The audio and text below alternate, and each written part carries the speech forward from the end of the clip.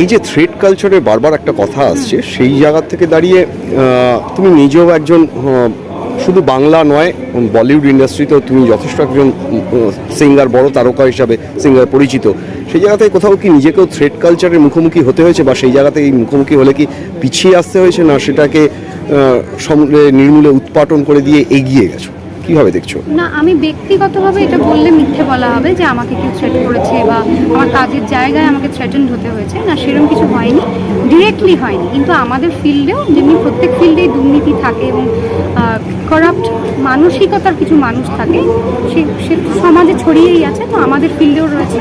এবং যেখানে অনেক ক্ষেত্রে হয় যে মেরিটের উপর বেস করে হয়তো কাজটা দেওয়া হলো না, সেটা আমাদের ফিল্ডেও রয়েছে, ভীষণভাবে আছে।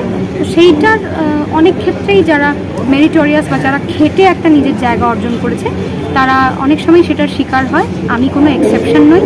আমাকে যে ডিরেক্টলি এরকম কিছু পরিস্থিতির মুখে পড়তে হয়েছে সেটা নয়, কিন্তু এই ধরনের যারা খুব রাইচাস এবং নিজের ডিগনিটিকে যারা বিসর্জন দেবে না নিজের ক্যারিয়ারে ওপরে ওঠার জন্য, তাদেরকে এই ধরনের দুর্নীতির শিকার হতেই হয় কোনো না কোনো সময় নিজের লাইফে।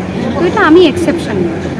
কোথাও কি মনে হয় যে রাজ্য সরকার যেভাবে একটা প্রচ্ছন্ন মুখ্যমন্ত্রী বলছেন যে কোনোভাবে থ্রেড কালচারকে মদত দেওয়া হবে না বা কোনোভাবে বরদাস্ত করা হবে না, তারপরেও এই অডিটোরিয়াম নিয়ে একটা আমরা দেখলাম যে পরিস্থিতিতে, সেখানে কি কোথাও বা আন্দোলনকে প্রভাবিত করার একটা সুপ্ত চেষ্টা বা ঘুরিয়ে দেওয়ার বা উৎসব মুখরিত করার জন্য একটা প্রবল চেষ্টা মনে হয়? সুপ্ত চেষ্টা তো এটা বলে লাভ নেই। মানে মহিলা মুখ্যমন্ত্রী হয়তো উনি বলছেন যে আপনারা অনেক হলো, এবার উৎসবে ফিরুন। তো এটার মানে কি?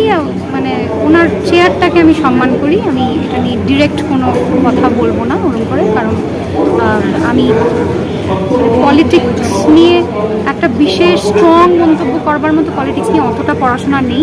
তাই যেটা নিয়ে খুব বেশি জানি না সেটা নিয়ে স্ট্রং কোনো স্টেটমেন্ট দেবো না। কিন্তু একজন সাধারণ সিটিজেন হিসেবে কথাটা ভালো লাগে। দুঃখ হয়েছে যে একজন মেয়ের এরকম ডিগনিটিতে তার লাইফের আঘাত করেছে, তার লাইফটাই শেষ হয়ে গেছে, যে হয়তো ভবিষ্যতে আমাদের সমাজে একজন অ্যাসেট হয়ে থাকতে পারতো, আরও অনেক মানুষের প্রাণ সে বাঁচাতে পারতো। একজন মহিলার সাথে এরকম হয়েছে, সেখানে শাসকের পদে যখন একজন মহিলা রয়েছে, সে তার কাছ থেকে আরেকটু কম্প্যাশন আমি একজন নাগরিক হিসেবে এক্সপেক্ট করেছিলাম, যেটা এখনো অবধি খুব একটা দেখতে পেলাম না। ভবিষ্যতে আশা রাখছি হয়তো দেখতে পাবো। একজন শুধু নাগরিক নয়, একজন বিখ্যাত সঙ্গীত শিল্পী হিসাবেও, প্রতিষ্ঠিত সঙ্গীত শিল্পী হিসাবেও নাগরিকদের উদ্দেশ্যে বঙ্গ তথা দেশবাসীর জন্য কি কোথাও এটা থাকবে যে বার্তা থাকবে যে অবশ্যই যেটা মুখ্যমন্ত্রী বলেছে যে মানুষ পথে নামলে সমস্যা হচ্ছে, অনেকের সমস্যা হচ্ছে, সেটা কি কোথাও বার্তা থাকবে যে মানুষ অবশ্যই পথে নামুক বা না নামুক?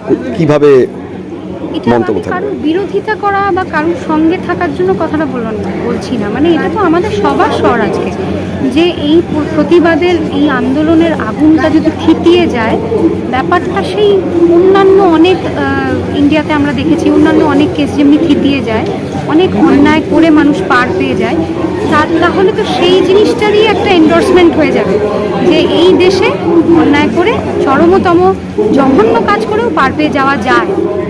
এই এক্সাম্পলটা একটা ভুল এক্সাম্পল সেট হবে বলে আমার মনে হয় যদি আন্দোলনটা থিতিয়ে যায়।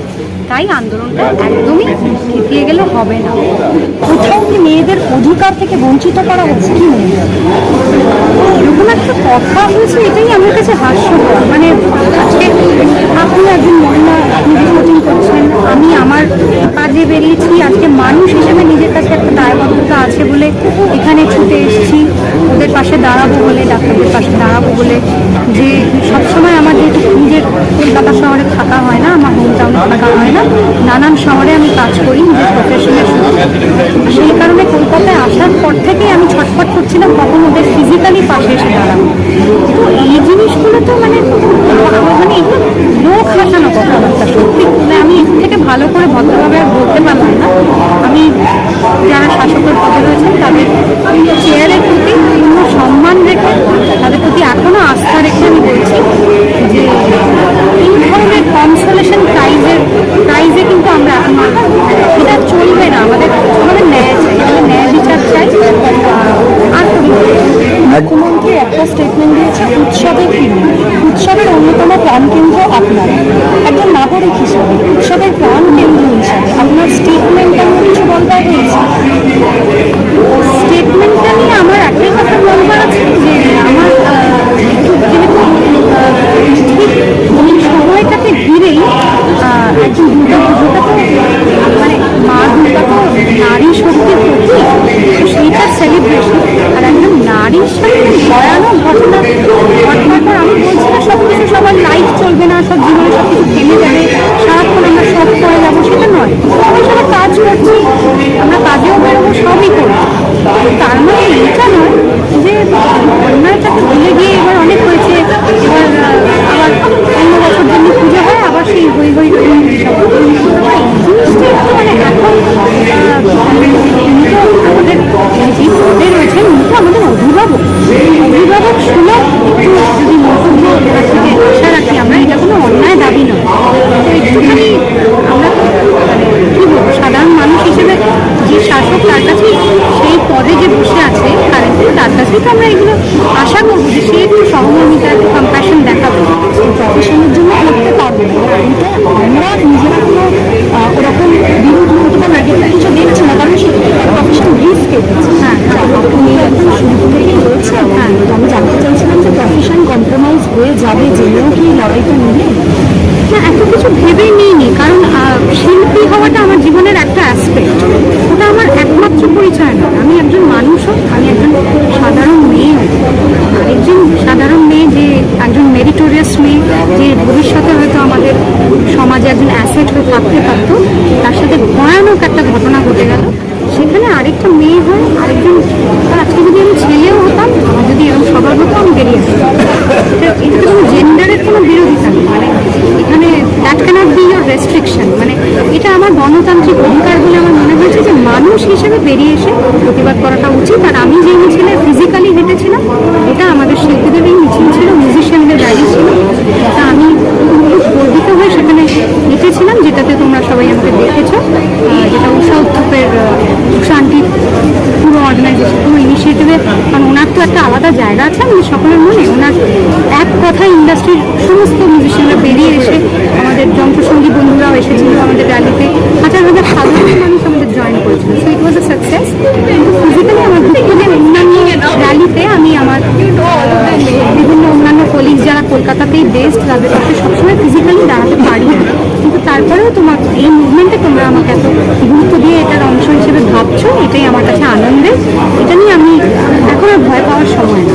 শিল্পী এবং আপনি একজন মহিলা, কোথাও কি নিরাপত্তা নিয়ে এখনো ভয় পাচ্ছেন? এখনো না, এখনই তো তাও ভয় পাওয়ার সময়। এখন এমন একটা সময়, ভয় পাওয়ার, অসহায়তা এবং তার সঙ্গে সাহস, সব কটা ফিলিং যেন মিলেমিশে একাকার হয়ে গেছে, এরকম একটা সময়। আমার খুব অবাক লাগছে যে যাদের কাছে বাঁচার জন্য যাব, তারাই যদি ভয় দেখায়, তারা ভয় দেখাচ্ছে কিনা আমি জানি না। যদি তারা দেখিয়ে থাকে, এটা খুব দুঃখজনক আর কিছু হতে পারে। তাই আমার মনে হয় যে এরকম লিডারদের আমাদের প্রয়োজন। কারণ আমরা তো কেউ ক্ষুদিরাম বা অত পাওয়ারফুল কেউ নই, কিন্তু আমরা আশা করতে পারি যে আমাদের এরকম স্বাধীনতার মুভমেন্টেও যেরকম কিছু ফেস আমরা পেয়েছিলাম, যাদের কারণে ডেমোক্রেটিক কান্ট্রি আমরা পেয়েছিলাম, সেটার গিফট হিসেবে তাদের রক্ত জল করা পরিশ্রম, সেইটার কারণে, সেই মুভমেন্টের কারণে আমরা একটা স্বাধীন ভারতবর্ষ পেয়েছি। কিন্তু সেই স্বাধীনতাটা যেন খাতায় কলমে না থেকে যায়, সেটা এনশিওর করাটা আজকের প্রজন্ম হিসেবে এটা আমাদের দায়িত্ব। আমাদের কিছু জবাব দিতে হবে। আজকে আমাদের ঘরে যে ছেলে মেয়েগুলো বড় হচ্ছে, স্পেশালি যে মেয়েগুলো বড় হচ্ছে, আমার ভাইজি আছে একটা ছোট, আমার দাদা নেই, প্রতি মুহূর্তে ওর জন্য ভয় লাগে আমার। কারণ স্কুলের বাচ্চাদেরও তারা এটা ক্যান্সার, এটা একটা কেমোথেরাপি। মনে হয় মুখ্যমন্ত্রী বা রাজ্য সরকারের পক্ষ থেকে ন্যায় বিচার দেবে না দেবে না?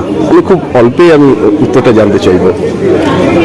আমি আশা রাখছি, কারণ ওনারা এখন ফাংশনাল গভর্নমেন্ট, আশা রাখার ছাড়া আমাদের আর কোনো উপায় নেই। সেটা না দিলে আমাদের লড়াই করতে হবে। একটা জিনিস, একটা সেফটি তো প্রমিস করা হয়েছিল, ডাব্লিউবিজেডিএফকে প্রমিস করা হয়েছিল, সেই প্রমিসটার ওপর আশ্বাস রেখে বিশ্বাস করে তারা আংশিক কর্মবিরতি তুলেছিল, এটা আমরা সবাই জানি। প্রমিসের এক্সিকিউশন কখন হবে সেটা আমরা একটু দূরস্থান, তার মধ্যে আবার এই ঘটনা ঘটে গেল যে ভেতরে ঢুকে লোকজন এইসব কাণ্ড কারখানা করলেন এবং মহিলা নার্সদের গায়ে পর্যন্ত হাত দেওয়া হয়েছে। আমি শুনছি, আমি একটা একদম। মহিলা হয়ে বলছি, এ কি আমার কর্মস্থান যদি এরকম হতো আমি যেতাম কাজে, আর বাবা মায়েরা কোন ভরসায় কাজে পাঠাবে ছেলে মেয়েদের? আমার যদি সন্তান থাকতো সে যদি এই জায়গায় কাজে যেত, আজকের ঘটনার পর আমি কাজে পাঠাতাম। আপনারা যারা বাবা মা যাদের সন্তান আছে তারা প্রত্যেকে বুকে হাত রেখে বলুন তো, আপনার সন্তানের কর্মক্ষেত্রে আজকেই যে ঘটনা, আমি আজকের কথা বলছি, তোমার কথা ছেড়ে দিই, আমি আজকের কথা বলছি, এটা ঘটলো, এটা ঘটার পর আপনার সন্তানকে আপনি কাজে পাঠাতেন? এবং কোথাও অভিযোগ উঠে আসছে এটা নাকি শাসক দলের। এরা নেহাতি ভদ্র, সভ্য, মার্জিত, শিক্ষিত, সেই কারণে এরা এত ভদ্রভাবে ডিল করছে, একটা নজির তৈরি করছে সারা পৃথিবীর কাছে। ইতিহাসের পাতায় লেখা থাকবে সভ্য আন্দোলন কাকে বলে। দেখো ডাব্লিউবিজেডিএফ যে আন্দোলনটা করেছিল ওইটা হচ্ছে সভ্য আন্দোলন।